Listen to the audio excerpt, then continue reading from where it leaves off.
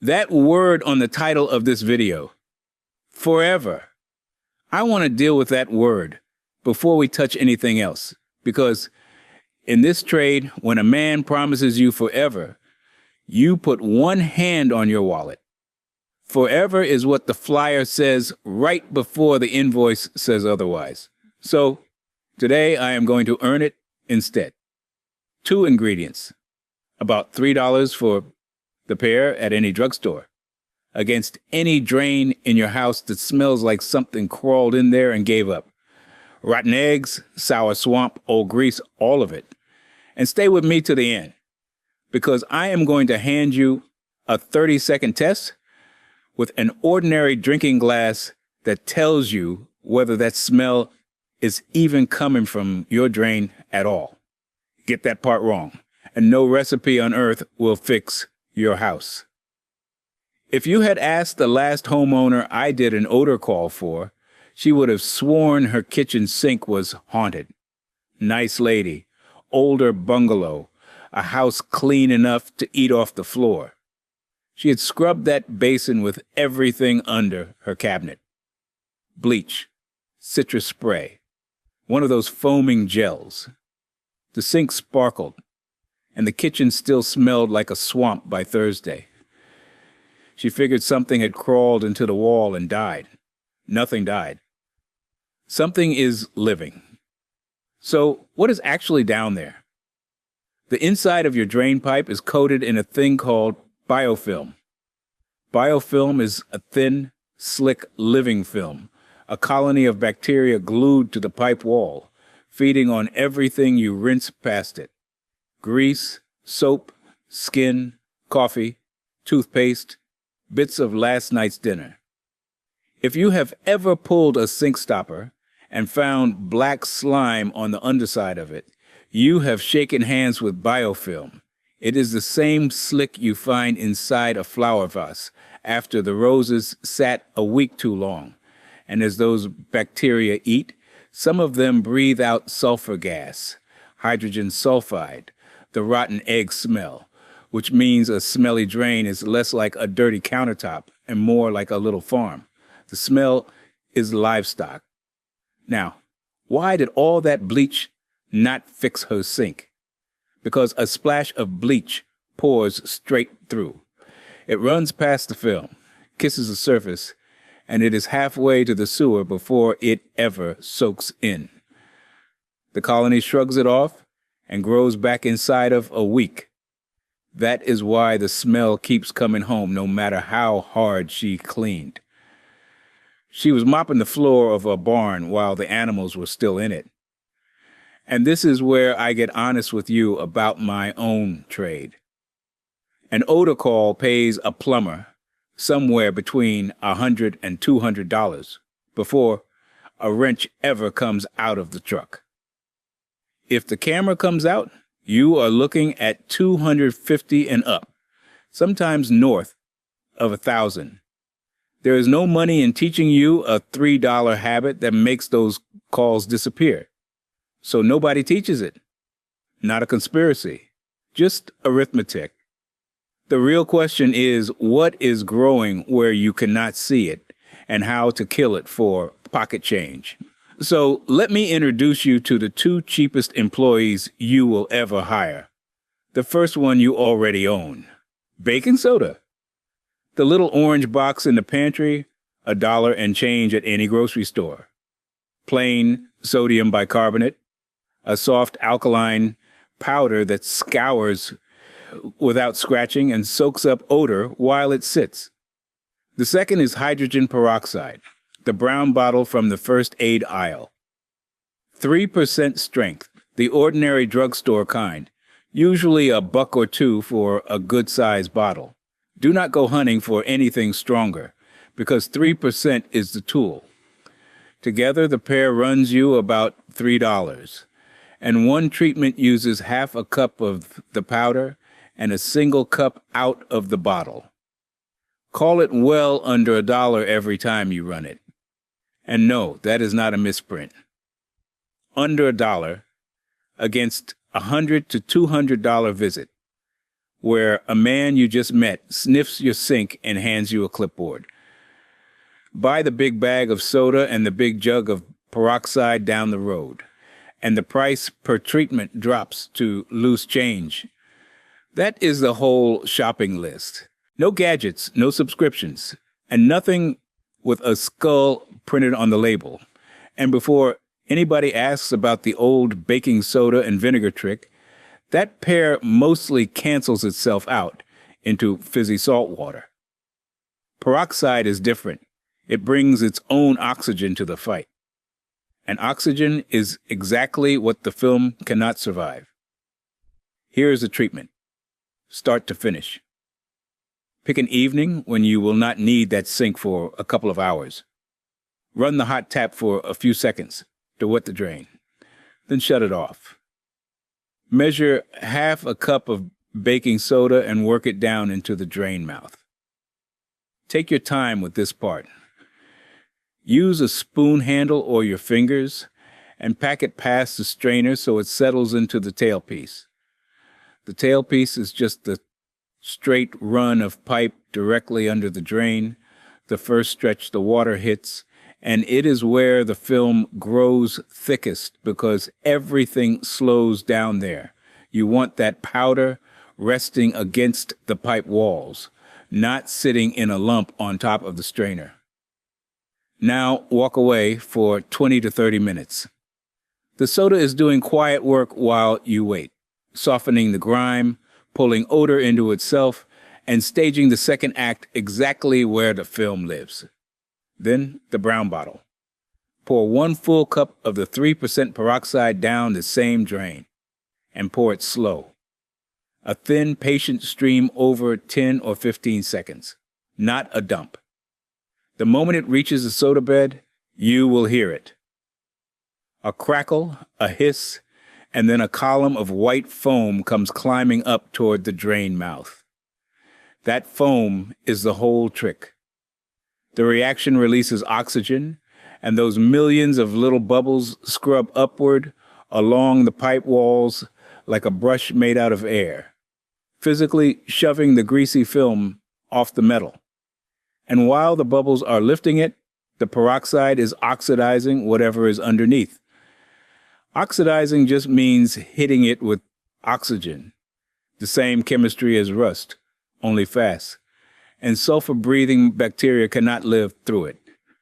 You are peeling the colony off the wall and burning out the stragglers in the same pass. Hold on to that crackling sound, because in about an hour, you are going to hear the proof of what it was doing. Let the whole mess sit for 1 hour.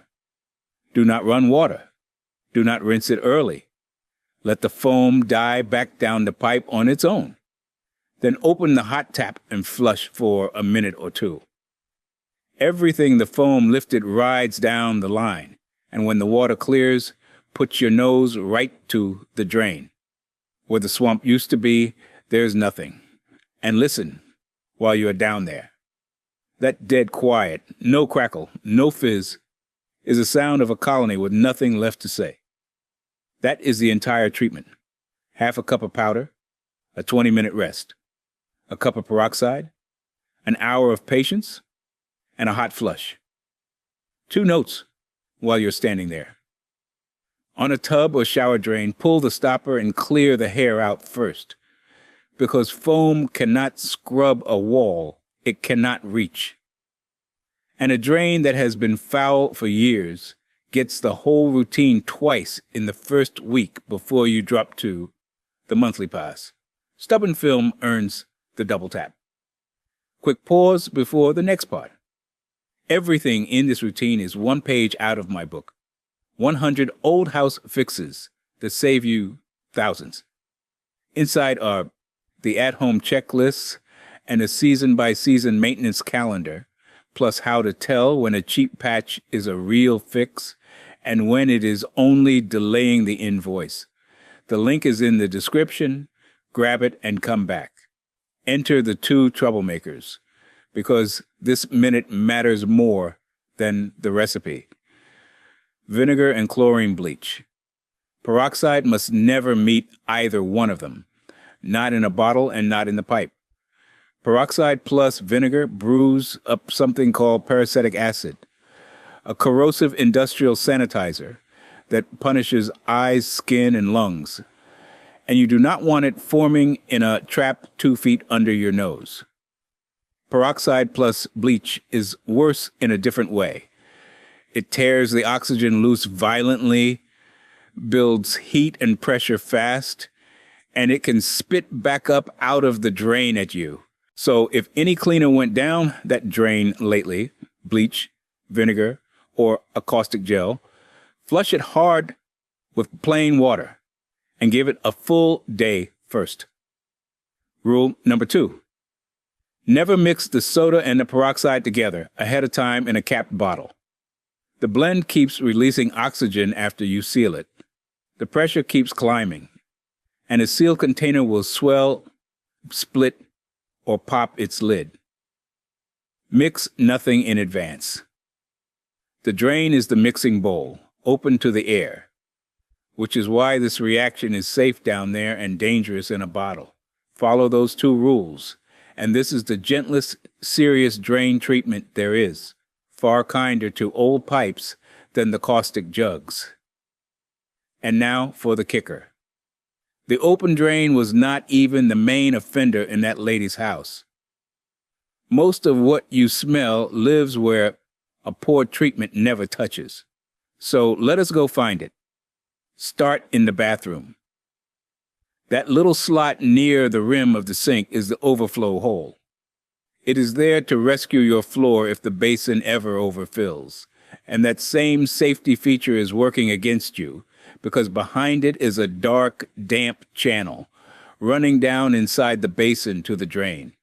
Water almost never moves through it, and biofilm loves nothing more than a cave that never gets rinsed.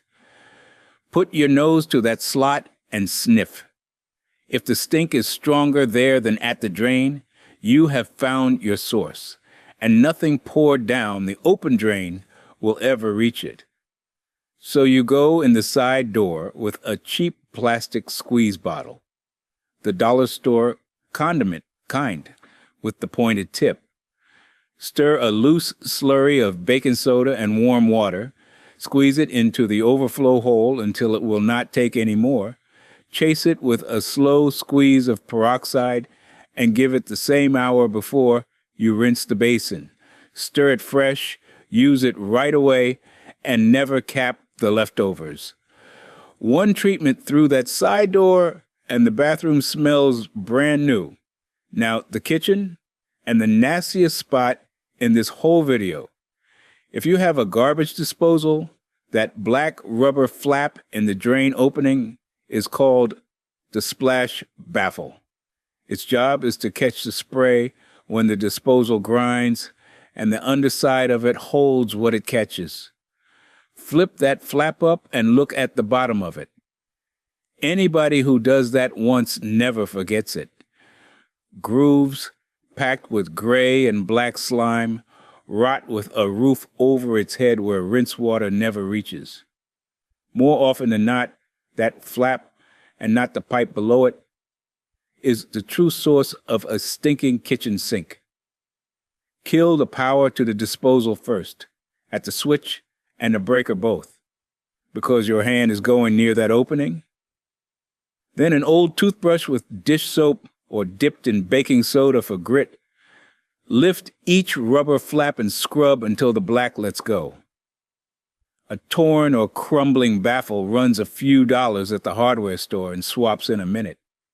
And then there are the lonely drains. The guest bathroom nobody uses. The basement floor drain. The laundry tub.